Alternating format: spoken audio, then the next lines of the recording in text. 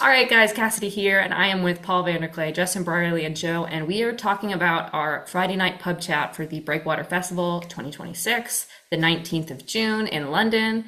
And we are going to kind of do a quick sort of estuary protocol round to discuss the topic of the festival. Behind the scenes, I just kind of explained the venue. It's going to be in this pub, and Justin's going to record it for the surprising rebirth. But I wanted to give you guys a little bit of a chance to decide what the jumping off point for that conversation would be. So I thought the best way to do that was to kind of go through a quick estuary protocol round, have you guys introduce yourselves, have the chance to put something on the table, and then vote on which topic is most interesting to you. And then after that, it can kind of open up to free flowing conversation, and we can kind of go from there to condense and see what makes sense. So, Paul, why don't you start? Give us a little introduction. My name's Paul Vander. I'm a minister in the Christian Reformed Church in North America, which is sort of Dutch Calvinist. And if you look at my last name, Vander, sounds pretty Dutch. But I'm very much an American. I got started on YouTube because I started making response videos to Jordan Peterson's biblical series. And out of that grew, an online community called this little corner of the internet, because we don't have a better name. And then also an in-person movement of basically small group conversation meetings that are kind of church adjacent or not even necessarily church attached. That's called Estuary. And that's the way I met Cassidy. And that's sort of where the Estuary individual meetings has sort of grown into larger Estuary events.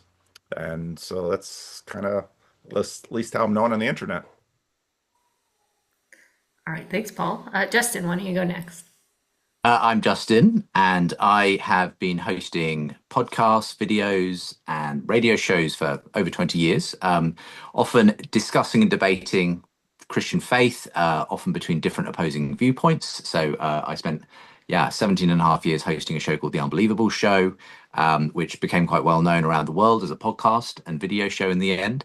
But I've also been able to had the joy of hosting a number of other conversation type shows, such as the Ask Into Anything podcast, but more recently known for creating a podcast documentary series called The Surprising Rebirth of Belief in God, which tracks a book I wrote a couple of years ago, looking at the way the conversation on God has been changing in the last several years, and just recently followed that up with a new kind of discussion debate show called Uncommon Ground, filmed in Oxford, which I've really been enjoying getting back into the moderator seat for. And in fact, Joe, who's on this call, has been a guest on that opposite Jonathan Pajot early on in the series. So that's me. Okay, great. Thanks. Joe, your turn. My name's Joe Folley. I run a YouTube channel called Unsolicited Advice that looks at kind of philosophy and literature and whatever takes my fancy, really. And yeah, I'm very, very excited to be here. Great. Well, my name's Cassidy. I am, American living in the Netherlands with my two daughters and my husband. I'm a filmmaker by trade, but in the last couple of years, I've been running events in sort of the estuary space. And so I'm actually the one who is putting on this festival. So I'm excited to have you guys all here, and really looking forward to meeting you all actually I've met all of you in person, but meeting you again in person. So excited for that. So let's move on to the pitch round. So basically, everybody gets a chance to put a topic on the table that you think would be good for free-flowing discussion, especially on that Friday night. We will probably rein in the free-flowing discussion towards the end of this call just for time's sake, but I want to give you guys a little chance to have some skin in the game and decide what it is that you're going to talk about. So you absolutely can pass if you don't have something to mind, but would love to give you a chance to say what you think would be good to start with. So Paul, why don't you go? Well, I want to pick up the conversation that we dropped because my internet failed here at church and I have no idea why. But we were talking about, it's often framed that theology was the queen of the sciences until sort of the modern period. George Marsden he was one of my history professors in college. There's this transition that happened in the universities in the early 20th century where theology sort of gets dropped, or it just becomes, if you have a degree in theology, basically nobody's going to give you a job for anything because they think it's worthless. And I think that's coming back now where people begin to see theology as the mother of science. Jordan Hall had a really good take on that recently in his conversation with Brett Weinstein and Jonathan Pageau. But I'd like to sort of reframe it as theology of the Queen Mother, or even theology is the mother of the sciences, including philosophy. And I think as we see sort of the modern period of science receding, we're going to see people go back to theological presuppositions and roots to try to found their various sciences, or if you take science back to its original meaning, basically knowledge, because scientia is basically knowledge. So I'd say theology is the mother of science. So there's a pitch. Mm, All right, Justin, what that's about a you? good one. That's a good one, Paul. I'm going to struggle to do better than that, but I guess my interest has really been in the last couple of years with this Surprising Rebirth podcast in sort of the meaning crisis, and that can encompass a lot of different things. And I wonder if, like, my perhaps debate proposition might be something like like apologetics cannot solve the meaning crisis. What can? Because I'm getting the sense that we're an age where we are drowning almost in knowledge, and there's a lot of content out there.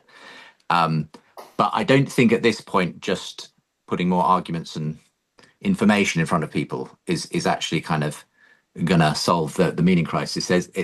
People are looking for something embodied, something that they can practice, something that can speak to their soul. In an age where there is so much artificial and soulless content that's being generated, so it's something like that. It's kind of I'm kind of shooting myself in the foot here though, because I'm basically an apologetics guy at heart. So I'm kind of saying, are us apologists out of a job as we try and answer the modern meaning crisis? Great. Joe. Yeah, both those sound very interesting. I'd happily chat about either. I mean, the theology and its relationship to science sounds very interesting. I did a lot of philosophy of science, or used to. So I'd be really interested to talk about that. That sounds very cool. And yeah, I like the meaning crisis stuff. I think there's a lot of scope for discussion there. There's a book released it might have been last year, it might have been the year before, called Cultural Apologetics, that collated a series of essays about this. That might be quite a nice jumping off point. I also noticed that Nathan has recently written a book about Leibniz's theodicy, that we live in the best of all possible worlds. I think that could be fun to discuss. So I think that would also be a very cool topic. Although I like I know that seems significantly more like niche. So maybe the meaning or the theology and science discussion would be slightly better there, actually. Okay, great. So Nathan is going to be joining this conversation as well for Friday, but he's not here at the moment. But I will pitch for him because in the conversation that we had a while back when we were kind of uncovering the theme, he said that if he were to do a lecture, he would like to do it on the idea of, is diversity good? And kind of using his life as a kind of starting off point to see, kind of examine that question of like diversity and, how do we encounter with that? And what led after he pitched that was a very interesting conversation between Joe and Yella about diversity and all those things. The one where I have with that topic is that it has the potential to get somewhat political. And if that was ever a worry for anyone, I feel like I would want to shy away from that side. I'm more interested sort of in the religious side of like ecumenicalism or sort of like the sense of like, if we wanted to go niche, like is it good to have diversity in the question of like the resurrection or something specific? But that's sort of I think it could be a really interesting conversation, and a conversation taken in a way that's not usually taken in a direction that's not usually taken on some of these conversations about those things. But I'll put that pitch out for Nathan. So yeah, the third round is the point, and we've already kind of started a little bit, but we each get a chance to point to which topic we thought was the most interesting, and then maybe we can open it up and kind of narrow it and see if maybe we can weave some of these things together or just wholesale agree on one. So Paul, who are you pointing to? I I haven't read Nathan's book on and Leibniz, but a long time ago I read Alvin Plantinga's book on God, Freedom, and Evil. And part of what really struck me in that book, it's just a small little book. Part of what struck me about that book was he sort of had a best possible worlds argument in that book, which was really interesting for me because most Calvinists, and Alvin Plantinga is part of my denomination. Um, it's kind of an ironic, it's kind of an interesting take for a Calvinist that we live in the best possible world, given Calvin's notation for total depravity. But I think I will point though to Justin's pitch of apologetics cannot solve the meaning crisis. What can? Partly because estuary. When I was talking to one person, and he was saying estuary seems to sort of be AA for the meaning crisis because it's not necessarily religious. People come to it from, churches, like in my case, my church hosts it, but we don't open in prayer. There's no prescription about any topic, but everyone who comes to that group processes it within their own frame of reference. And so I guess I'd have to point to Justin's apologetics cannot solve the meaning crisis. What can? So. Okay, great. Justin. Well, I liked both all four of the suggestions, um, and I would probably say that Paul's was probably my favorite of the other three, and because I think that has a lot of scope for opening up interesting avenues. Theology is the queen of the sciences, and so on. Because I do think that I like the idea of pulling the camera back a bit to ask what undergirds all of this stuff in the end. Do we need a bigger frame of reference than science itself for science and so on? I just think that's an interesting topic. But yeah, that would be my.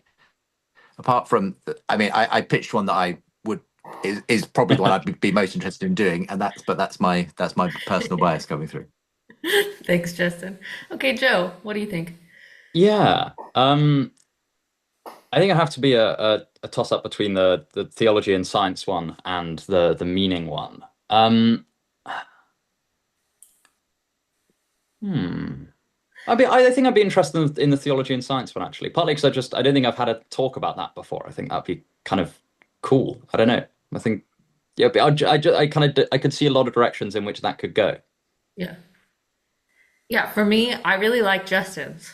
But on Saturday, we have an apologetics panel with Bethel Ah, McGrew and Nathan Jacobs and Jared Smith, which is sort of answering that question. Now, I am fine if that's where everybody wants to go and we do it with another group of people in a different setting. But I think that's an important. I hadn't factored that in. I must admit, Cassidy, and I think that you wouldn't want something that's too repetitive yeah, of what's so already been scheduled. So yeah, good plan. yeah, so I think the theology one could be really interesting.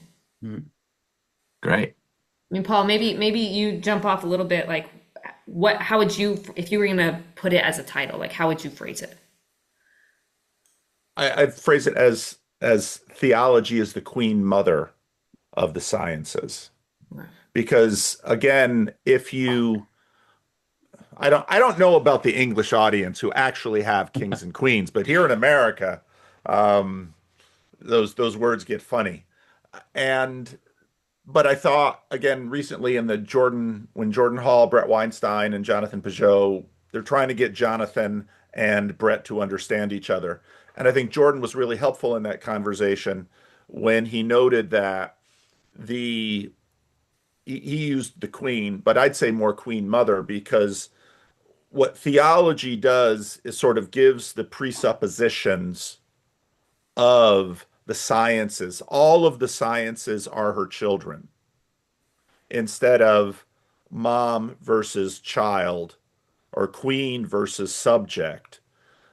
Because part of what's happened, I've seen it through the work of John Vervaeke, but a lot of the philosophy of science has recognized that science is used almost as an alternative to God, or theology as an alternative to science, that these are competing paradigms. And a lot of what's happened is that we've recognized that this word science has a number of presuppositions.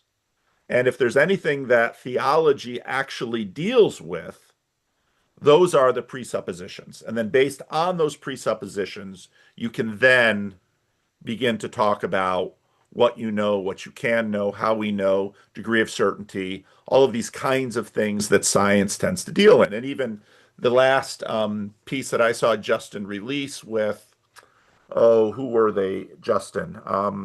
Stephen Meyer and Phil Halper. Yes. My big frustration with that conversation was it seems like you had God and science, and there were two different things in the universe. Or theology makes claims and science makes claims.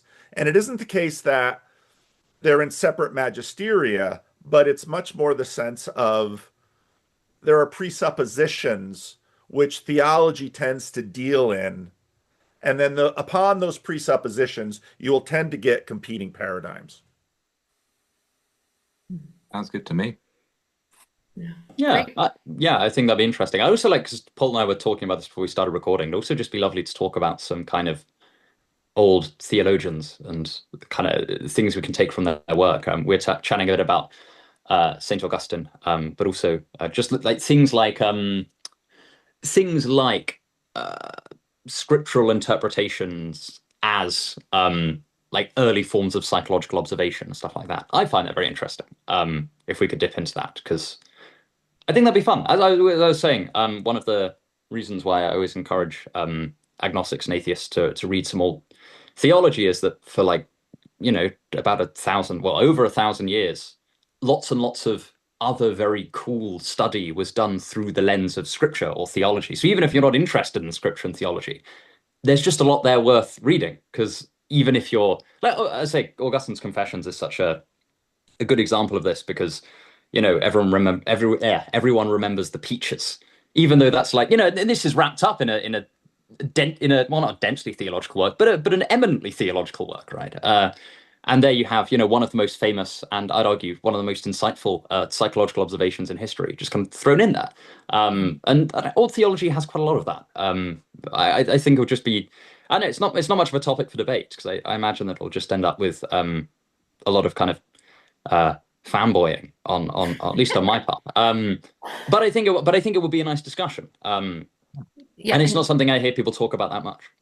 yeah, and just for reference, I'm not necessarily looking for a debate on this. I kind of want to replicate a conversation that you would have in a bar with friends, where you're talking about deep subjects and seeing these things. And if tension comes, we can deal with that. But I like the idea of coming from different sides on something. And Justin, I'm sure you feel this tension a lot with what you do with science and faith, and the way that those get conversed over.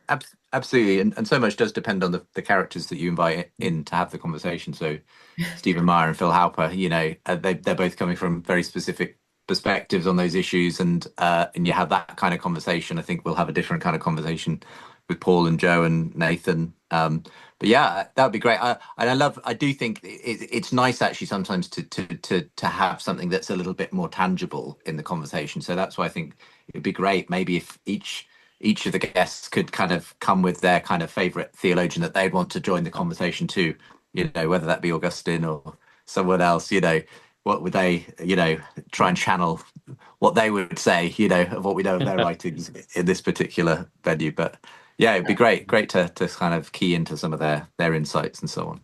That's a really good idea, Justin. So yeah, I'll run this by Nathan, but I think we've kind of found that our topic. So I will shut down the recording, and then we can have any sort of last details that we need off the record. Nathan will love it. Nathan will love it. I think he will love it. All right. Thanks, guys.